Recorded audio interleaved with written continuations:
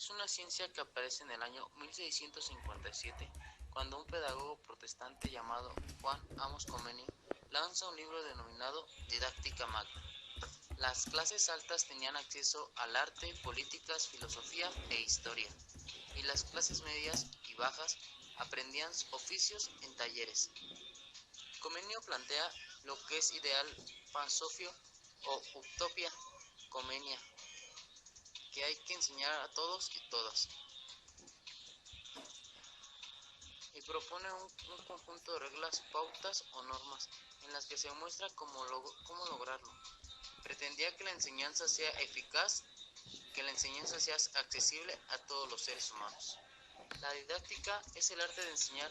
Como tal, es una didáctica de la pedagogía, inscrita a las ciencias de la educación, que se encarga del estudio y la intervención del proceso enseñanza-aprendizaje, con la finalidad de optimizar los métodos técnicos y herramientas que están involucrados en él.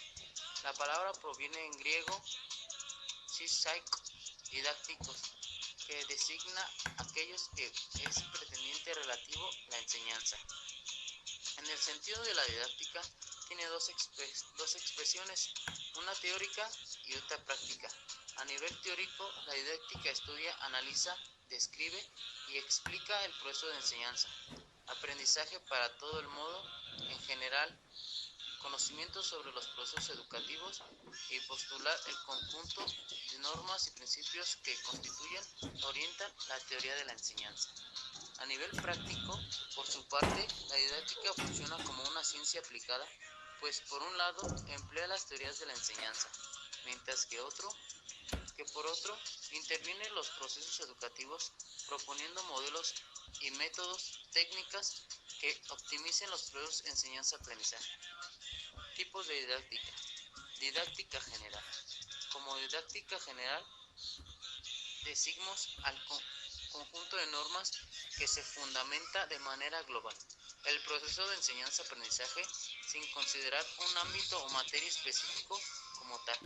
Se encarga de postular los modelos descriptivos, explicativos e interventivos aplicables a los procesos de enseñanza, de analizar, evaluar críticamente corrientes y tendencias del pensamiento didáctico más relevante y finalmente definir los procesos y normas generales de la enseñanza, enfocándonos hacia los objetivos y sus orientaciones en este sentido eminentemente teórica. Didáctica diferencial. La didáctica diferencial o diferenciada es aquella que se aplica en situaciones de enseñanza específicas, donde se toma en consideración aspectos como la edad, las características de educado y sus competencias intelectuales. Por lo tanto, la didáctica diferencial entiende que debe adaptar los mismos contenidos del currículo escolar a diferentes tipos de audiencia. Por ejemplo, el mismo tema de historia universal se presentará de manera distinta a los siguientes grupos: adolescentes, personas con necesidades especiales, adultos cursando estudios secundarios o instituto nocturno. La didáctica especial. La didáctica especial, también denominada específica, es aquella que estudia los métodos y prácticas aplicando para la enseñanza de cada campo, disciplina o materia concreta de estudio. En este sentido establece diferenciaciones entre los métodos y prácticas empleados como impartir conocimiento y evaluar determinada cuáles serían los beneficios para el aprendizaje del alumno según tipo de materia.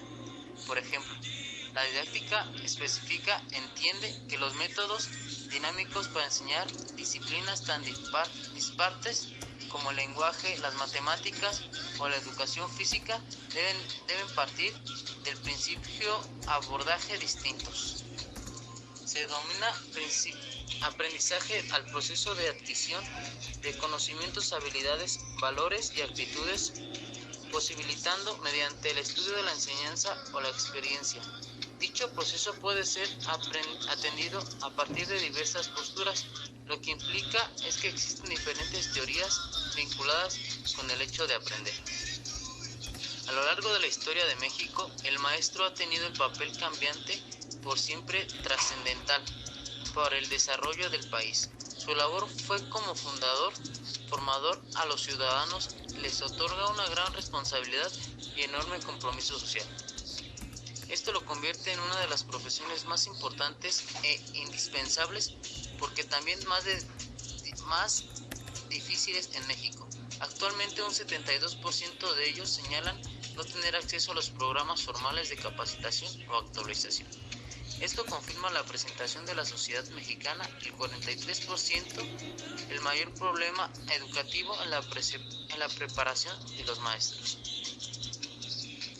Esta no es la primera vez que los maestros están en una situación difícil, por eso su identidad e experimentación, una transformación con transcurso de los años como el que también presentamos a continuación. Época prehispánica. Era considerado como un guión sabio, predominante y amable, a quien se les ofrecía y se les profería respeto. De acuerdo a los anales de Cuautitlán, para la historia de la prehispánica del centro de México. Alcoide Chimalpopoca era definido como el maestro de la verdad que ayudaba a otros a desarrollarse, les abría sus oídos y los iluminaba. Era visto también como el maestro de las guías que confortaba corazones de todo aquel que se acercaba a él. Época colonial. Evangelista y modelo. En esta época, el principio del objetivo educativo era convertir a los indigentes al cristianismo y tenía como líderes a los frailes religiosos, quienes dirigían las doctrinas y parroquias, en los que se enseñaban a evangelizar a través de pinturas, catecismo con dibujos, danza, teatro y música, además de fundar colegios e internados para indígenas. Citando a Cayetano Reyes Morales, al maestro debía ser pulcro, bien vestido, español, cristiano y unas buenas costumbres, energético, severo, sin titubeos, además académico favorable a la sociedad. Nunca debí mentir ni engañar. El positivismo científico. La educación positivista en México fue visible a finales del año 1870 con la adaptación de los principios fundamentales del positivismo: amor, orden y proceso. El objetivo para incluir visión científica del mundo con la intención de que el alumno se explicara los fenómenos naturales de manera racional. Asimismo, al tiempo, gran cantidad de epidemias y enfermedades se agregó un tema de higiene en la educación. Este enfoque reforzó la enseñanza de la moral del tipo civil, por lo cual, atrás de la religión y puso énfasis a la identidad nacional. Nace la Secretaría de Educación Pública Humanista. En 1921, durante el periodo de Álvaro Obregón, se creó la SEP y estuvo a cargo de José Vasconcelos, quien vio enseñanza y la cultura medio de generar al pueblo y reforzar su identidad. Se les dio énfasis a la educación en el campo y la creación de las primeras escuelas rurales. Iniciaron las misiones culturales, en las cuales los maestros recorrieron el país para impartir cursos oficiales y enseñar sobre agricultura e higiene. Guerra chistera, rebelde. Desde entonces, el enfoque de la SEP era formar ciudadanos legales con una visión racional de la vida. Sin embargo, una de la educación humanista en algunos casos se pasó de una educación antirreligiosa, lo cual generó antipatía social por los maestros. Ciertos docentes fueron atacados, mutilados y hasta asignados por ser víctimas como agente del servicio del gobierno. Sin importar el conflicto religioso, Vasconcelos veía al maestro como figura que debía remediar las masas, considerando incultas y guiarlas al desarrollo. Esto no solo comenzará a ser respetado y ser reconocida en su labor de comunidades, así como el maestro se convirtió en persona más importante junto al sacerdote de los pueblos. 1934-1940, agente de cambio social. Gracias a las misiones culturales, se incrementó el número de escuelas en las que se hizo un refuerzo por mejorar las condiciones de los profesores. El maestro fue visto como un agente comunitario y cambio social. De igual manera, el ámbito social y académico nacieron los institutos Politécnico Nacional IPN, el Colegio de México Colmex, Instituto Nacional de Antropología e Historia INAH, entre otros. Manuel Ávila Camacho, 1940-1946, apóstol y perezoso.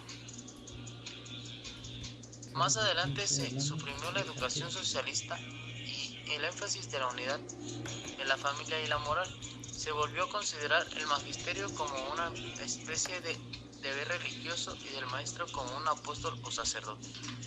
En los 60, debido a los bajos sueldos y los maestros que se volvieron a sentir evaluados poco parecido por la sociedad, una parte de esta no la definió como perezoso, sino también sin tomar en cuenta las condiciones en las que laboraban. Inicio de los 90, se pensó que el maestro retomaría su labor y papel si que se mejoraban sus condiciones de trabajo al hacer énfasis en la preparación y actualización. Maestro del siglo XXI. Hoy uno de los maestros se enfrentan a los diferentes desafíos y múltiples tareas que deben transmitir el conocimiento, tener un alto compromiso por continuar capacitándose, dando que viven en un mundo de constante cambio y deben combatir la brachera generalidad y ser capaces de resolver el problema relacionados con su contexto, como la inclusión y las diversas dificultades del aprendizaje. Ser maestros no es solo ser desarrollar actividades a partir de un programa académico. Su aportación va más allá. Contribuye a la mejora de las personas, la familia y la sociedad. La relación que existe entre los mismos que enseña y el aprendizaje se da en una misma relación simbiótica. Al maestro enseña al alumno. Aplica toda la capacitación y capacidad para aplicar al alumno para que aprenda. El alumno aprende porque pone en juego sus habilidades cognitivas, entre ellas está el aprendizaje. Hay diferentes elementos en los que se compone una estrategia didáctica y los principales son: espacio del ambiente y aprendizaje. Podemos decir que un ambiente de aprendizaje es el conjunto de elementos y factores que participan en un proceso de enseñanza-aprendizaje. Es importante resaltar que durante la actualización de estos ambientes de aprendizaje, los actores no son necesarios, deben de coincidir ni en tiempos ni en espacio. En momentos ambientales, los actores desarrollan actividades que permitan asimilar y crear un nuevo conocimiento.